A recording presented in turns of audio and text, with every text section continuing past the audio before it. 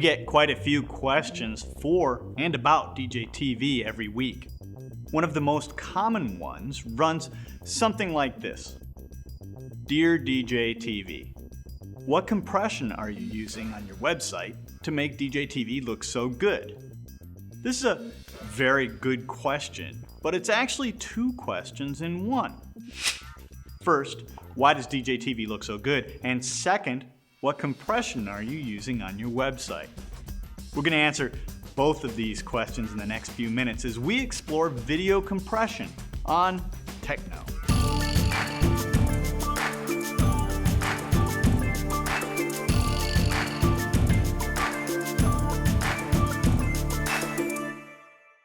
Just why does DJTV look so good? The answer to this question actually has very little to do with compression. DJTV looks better than most of the video you see on the internet, often much better, primarily because of the production end of the process. In short, extremely careful attention to lighting, good equipment, and the combined experience of a dedicated team of professionals is what makes DJTV look the way it does. Don't get me wrong, compression is important, extremely important. But the compression process is much more about not screwing up your video. It's simply not possible to improve the quality of a program during the final compression phase. Digital compression is fundamentally about saving space, and smaller files are easier to transmit from one location to another, perhaps via email or on the web. Fundamentally, we're talking about minimizing the data rate, which is the total file size divided by the duration of the video in seconds. A 5-minute digitally compressed video file that is, say, 30 megabytes in size has a data rate of 0.1 megabytes per second. Data rates for the internet in general, and video in particular, are expressed in terms of bits per second and not bytes. And since there are 8 bits in a byte, we would say that our 5-minute 30 megabyte video has a data rate of 800 kilobits per second. The easiest way you can lower the data rate of your video are very non-technical. You can reduce the frame size and the frame rate.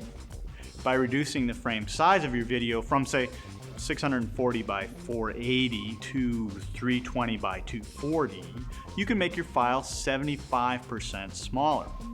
Reducing the frame rate from 30 frames per second to 15 frames per second can cut that data rate in half. This is obviously a very significant reduction in the total file size before we even get into any of the complexities of digital compression and encoding. Digital compression comes in two basic flavors, lossless and loss-E. Lossless compression faithfully maintains the digital integrity of the data. While losslessly compressed files can be significantly smaller than the original files, every single pixel in a losslessly compressed frame of video can be reproduced completely accurately when the frame is uncompressed. The mathematical algorithms are, of course, quite complex, but the process is something like this.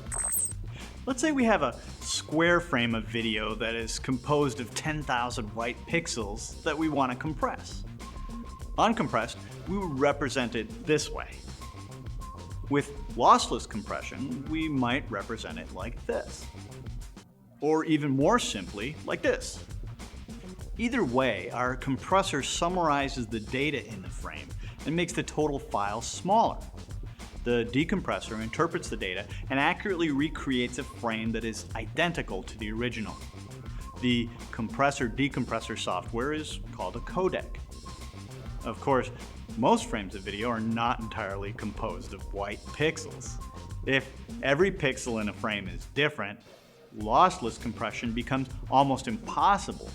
The video you're watching now, for example, is actually fairly easy to compress. The solid, unchanging nature of the background and the high quality of the video as it is shot means that our codec can very efficiently compress this frame.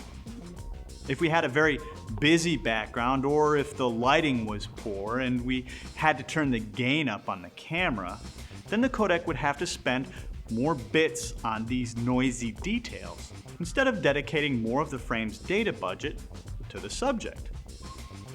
This is the fundamental problem with the quality of most of the video clips you see on the internet. Shaky, handheld, poorly lit source footage is very, very difficult to compress. Lossless codecs have perfect fidelity and are therefore the highest quality you can get. Distribution codecs are, however, always lossy codecs. From the MPEG-2 encoding on DVD video discs to all of the various clips you see on the internet, everything is encoded using some kind of codec that discards and summarizes data such that you can no longer recreate the original frame with 100% accuracy. This is a very, very complex topic, both in terms of the mathematical algorithms involved and in terms of the human visual perceptual system. While the actual process of intra-frame and inter-frame compression is complex, the trade-offs are easy to understand. All other things being equal, we need to balance file size against quality. Within a particular codec, larger files will be higher quality.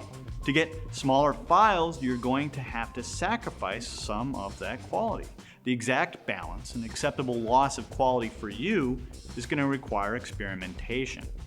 Our compression specialists here at DJTV spent a good chunk of time over the course of a week rendering dozens and dozens of experiments to find the ideal balance for us.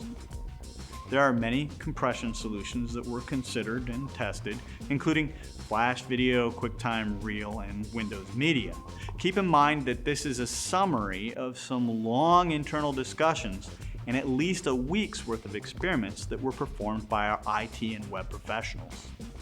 In the end, we decided to go with QuickTime, primarily because it fulfilled our need to be very nearly universally playable by our audience and also met our quality versus file size demands. The video on our site is not being streamed. We simply found that streaming is unnecessary for what we want to do. Instead, we've provided clips for progressive download in a few different sizes, and we're letting our audience choose what they want to watch. Progressive downloads let videos start playing before the entire file has finished downloading, but since the video is downloaded and not streamed, playback is very reliable. The high data rate clips on the site have a large frame size, and the video is encoded using Apple's compressor software to the QuickTime file format using H.264 encoding. The data rate for this video is about 800 to 900 kilobits per second.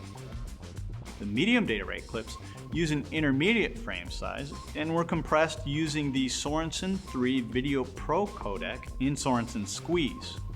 We used Sorensen primarily because it gave us more options than the QuickTime Pro package does, most importantly, 2-pass variable bitrate encoding. QuickTime Pro is about $30, while the Sorensen software is 10 times as expensive, however. The video data rate for the medium clips is about 360 kilobits per second. The low data rate clips were also compressed using Sorensen Squeeze. The video data rate for these clips is around 160 kilobits per second. Compression is a very, very deep topic, and there's no absolute best format or magical one-size-fits-all settings that we can recommend for your internet video. What I hope you do take away from all of this is that the quality of internet video is primarily about quality productions from start to finish. For your video, you need to select a format that allows the most universal access for your audience and that balances quality against file size and data rate. Finally, there's no substitute for performing at least a handful of render tests. I realize this is just about the least fun aspect of creating video for the internet, but it's a necessary part of the process. Once you've discovered the settings that work for you, make sure you save the render template presets for the future. I hope we've at least set you on the right path to good quality video compression, and we'll see you next time on TechKnow.